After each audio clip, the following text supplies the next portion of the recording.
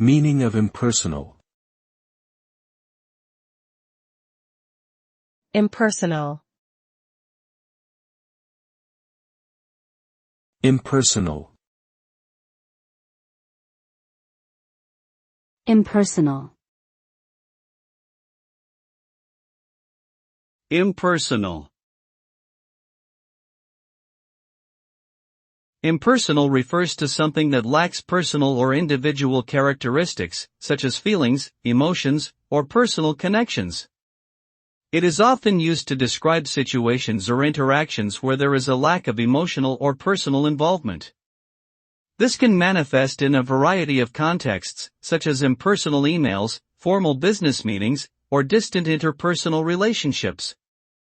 In general, an impersonal approach tends to prioritize efficiency and objectivity over personal connections and emotional considerations.